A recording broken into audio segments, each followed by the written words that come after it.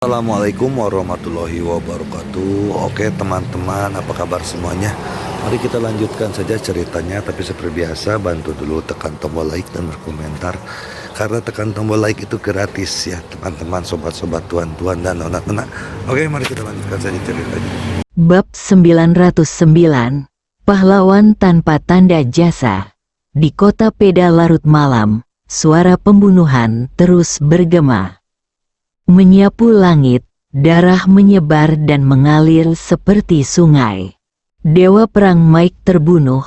Berita itu telah menyebar ke seluruh kota Peda dan seluruh penduduk kota jatuh dalam kepanikan yang tiada habisnya. Bagaimana bisa Dewa perang Mike tewas dalam pertempuran secepat itu? Tidak mungkin, tidak mungkin. Kota kita Peda sudah tamat, melarikan diri. Apakah ada gunanya pergi sekarang? Ada makhluk laut mutan di luar sana. Kita beruntung mereka tidak masuk. Mata banyak orang menampakkan keputusasaan, meringkuk di rumah, menggigil. Pada saat ini, pusat komando tempur di kota Peda juga sunyi senyap. Semua yang dapat diutus telah diutus. Selanjutnya, kita hanya bisa memandang kepada Tuhan. Tidak ada jejak darah yang tersisa di wajah Marsius. Di bawah naungan malam, banyak fasilitas di kota Peda hancur. Di jalan-jalan dan gang-gang, selain kepiting laut yang bermutasi, banyak juga makhluk laut tak dikenal yang merangkak dan berlarian. Begitu mereka melihat seseorang, mereka akan segera menyerbu, melahap, dan mencekiknya. Di sebelah timur kota Peda, ada sebuah rumah dengan lampu terang. Jendela dan pintu rumah semuanya terkunci.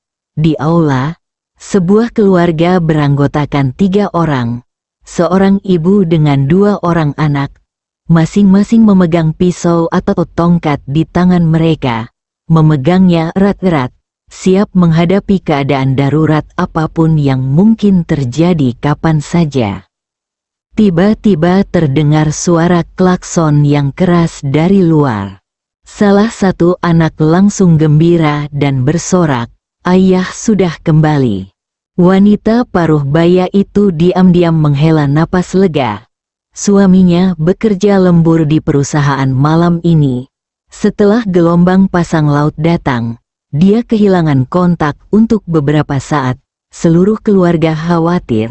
Wanita paruh baya itu bergegas keluar dari balkon dan berkata, "Cepat, turunkan tangga dan suruh ayahmu segera naik."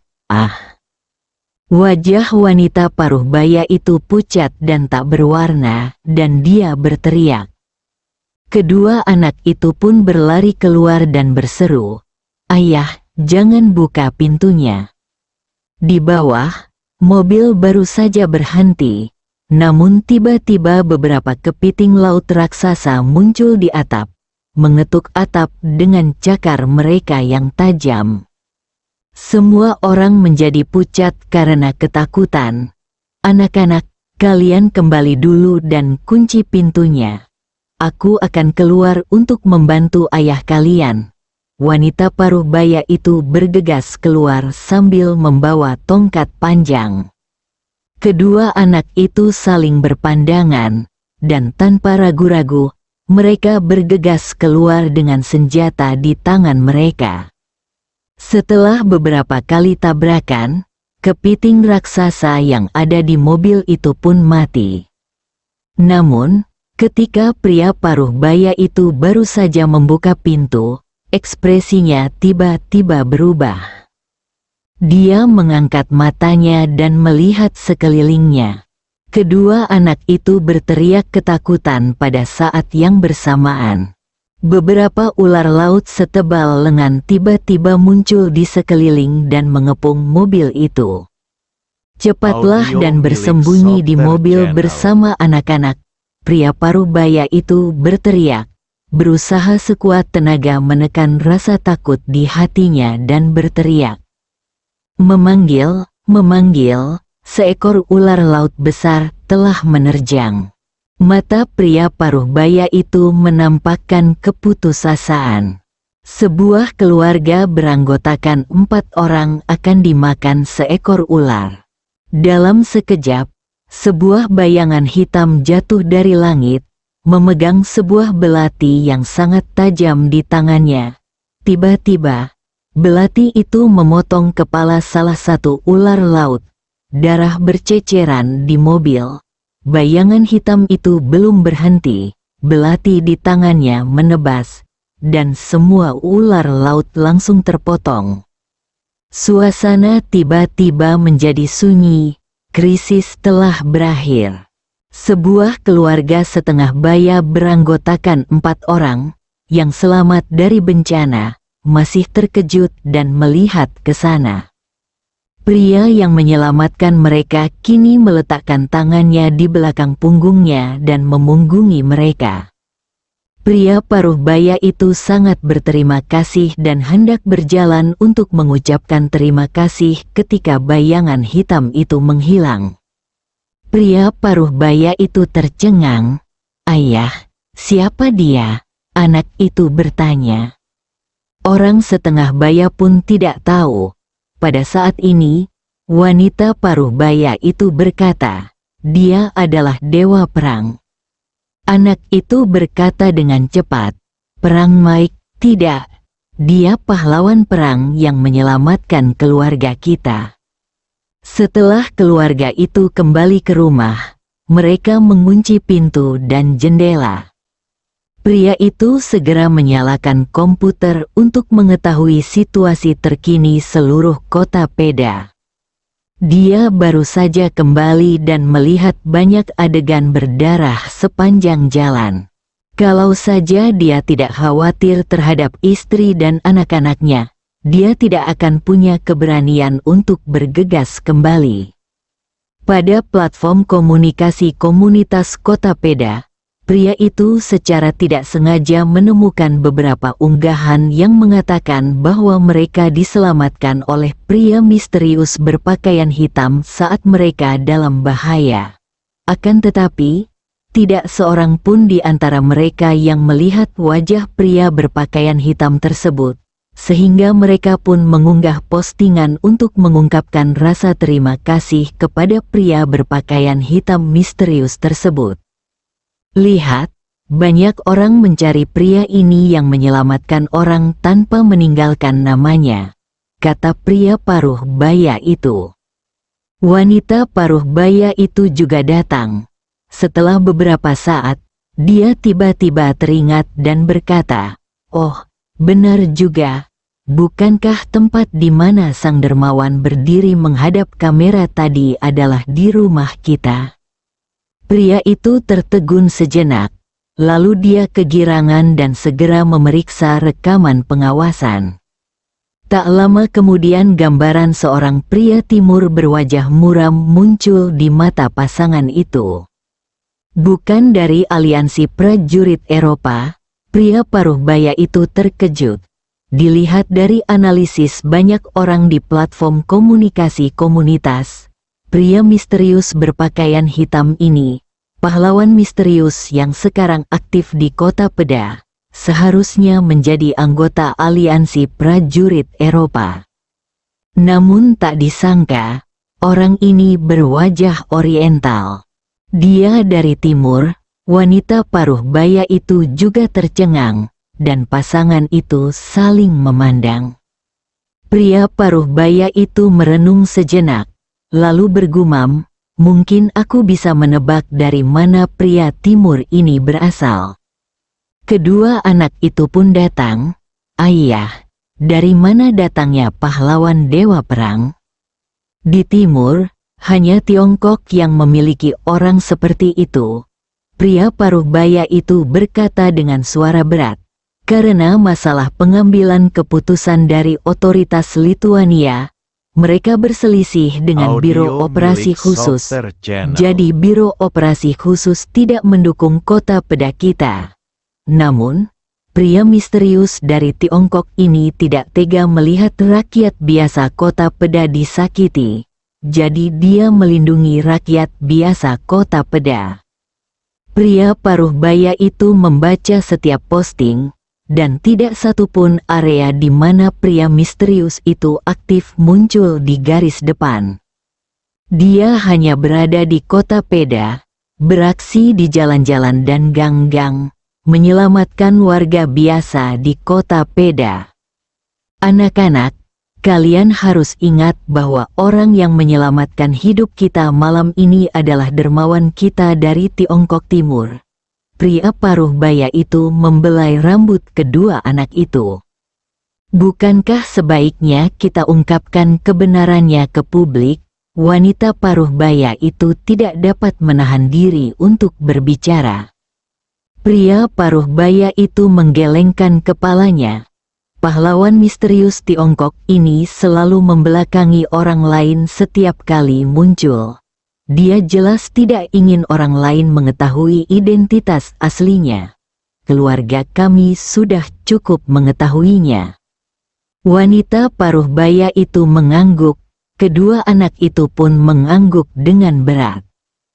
Platform komunitas Peda City, pahlawan tanpa tanda jasa yang aktif di kota ini, menjadi semakin terkenal. Sebab, pada malam itu semakin banyak orang yang diselamatkannya. Bab 910 Kamu adalah pahlawan Kota Peda. Situasi yang sangat aneh terjadi di Kota Peda selama pertempuran sengit. Jelas saja sejumlah besar makhluk laut mutan telah menyerbu Kota Peda. Tetapi malam ini Kota Peda secara mengejutkan aman. Ada sosok berpakaian hitam yang muncul di setiap sudut Kota Peda seperti hantu. Dengan belati, dia membunuh banyak sekali makhluk laut yang bermutasi. Dia tidak mengatakan sepatah kata pun.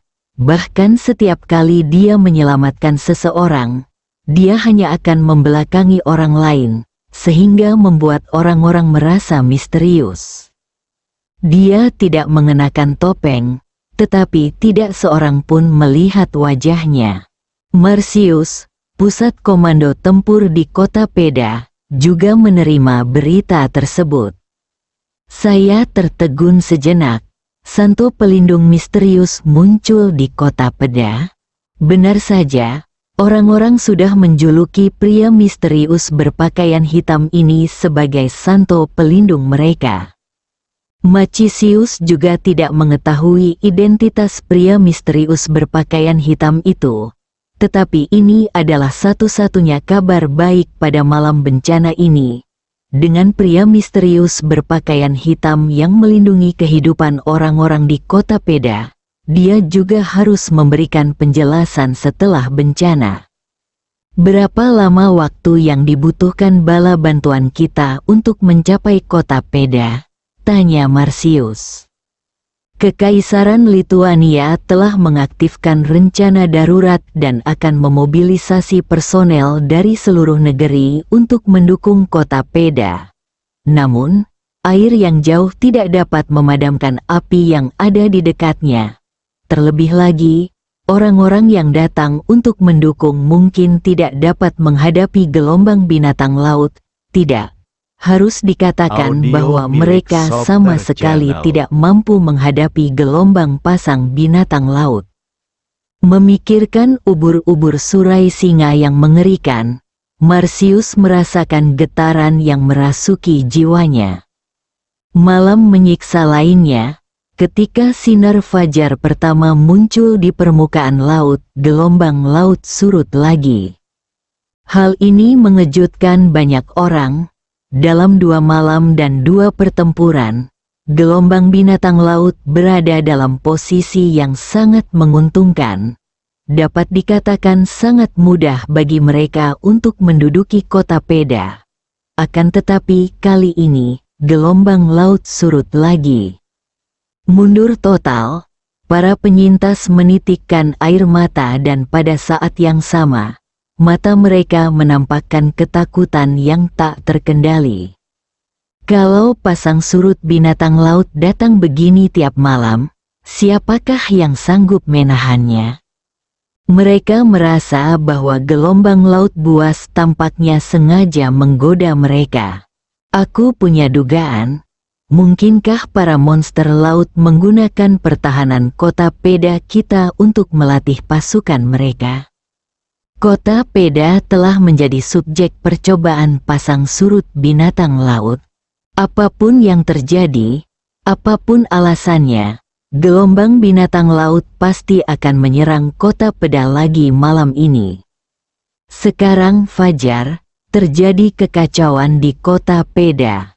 Banyak orang berlarian ke sana kemari, klakson jalan berbunyi keras, dan semua orang berusaha melarikan diri dari kota Peda. Perasaan panik menyebar ke seluruh kota.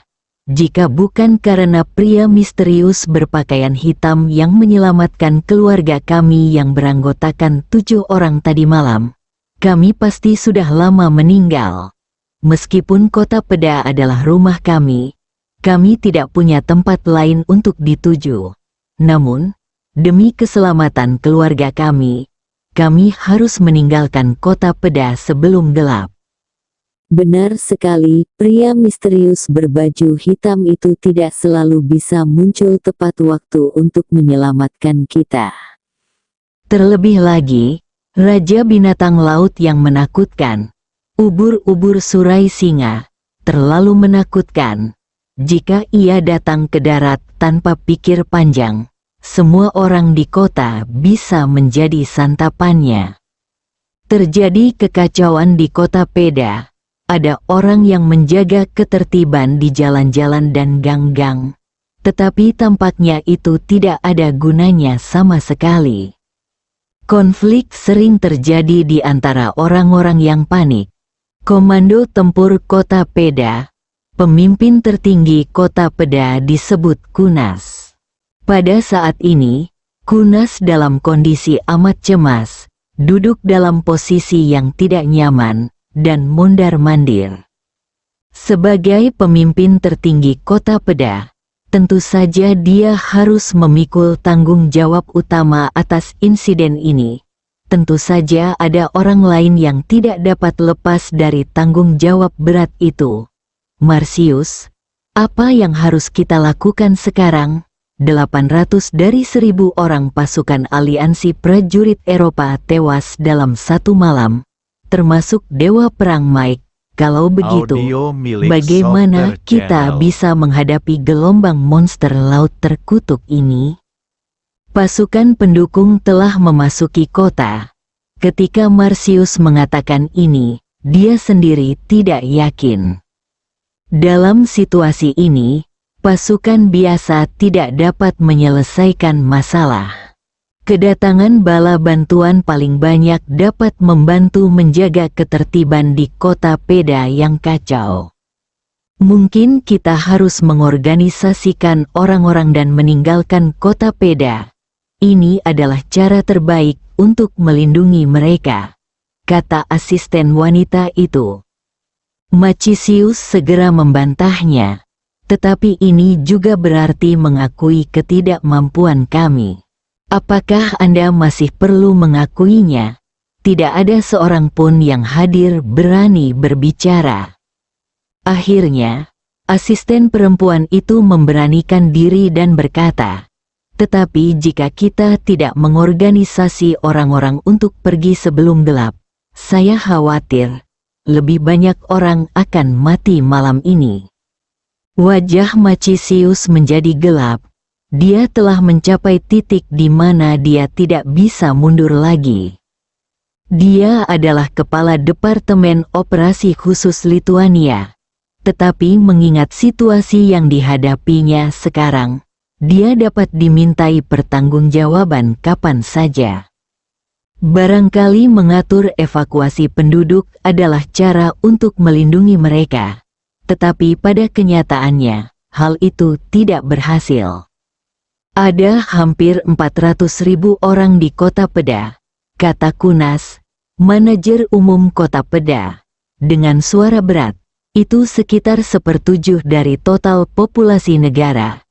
Jika seluruh kota mengungsi, itu akan menjadi guncangan besar bagi seluruh negara dan menciptakan kepanikan yang sangat besar. Seluruh Lituania akan jatuh ke dalam kekacauan. Jadi, para petinggi pasti tidak akan setuju untuk mengorganisasi orang-orang untuk mengungsi. Misi kami adalah menahan dampak gelombang pasang binatang laut. Asisten wanita itu tetap diam. Kenyataannya memang begitu kejam. Pada saat ini, terdengar suara di dekatnya. Ngomong-ngomong, untung saja tadi malam ada pria misterius berpakaian hitam yang muncul dan menenangkan hati semua orang.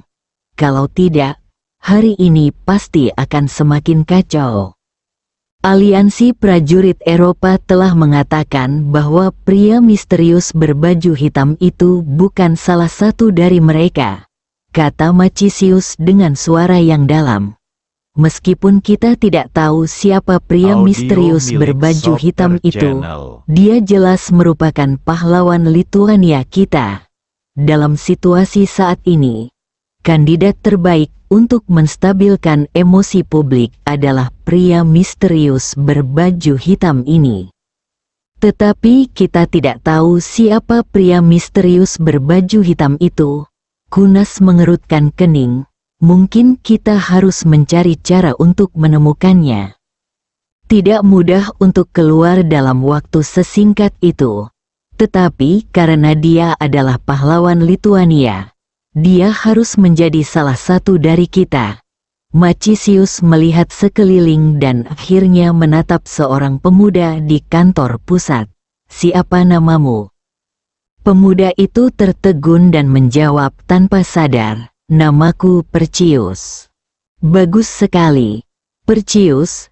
Mulai sekarang, kau adalah pahlawan kota Peda. Macisius berkata dengan suara yang dalam.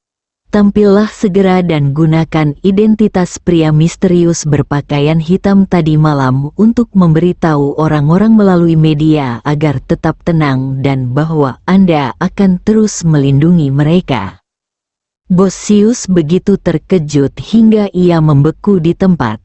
Apakah ini akan berhasil? Kunas mengerutkan kening. Mengapa tidak? Macisius berkata seperti biasa. Meskipun pria misterius berpakaian hitam itu tidak mau mengungkapkan identitas aslinya, motifnya sama dengan kita, yaitu untuk rakyat kota Peda. Saya yakin dia akan memahami kita dan bekerja sama dengan kita untuk melindungi kota Peda. Sebagai pahlawan Lituania, dia tidak akan mengabaikan hal ini. Bersambung.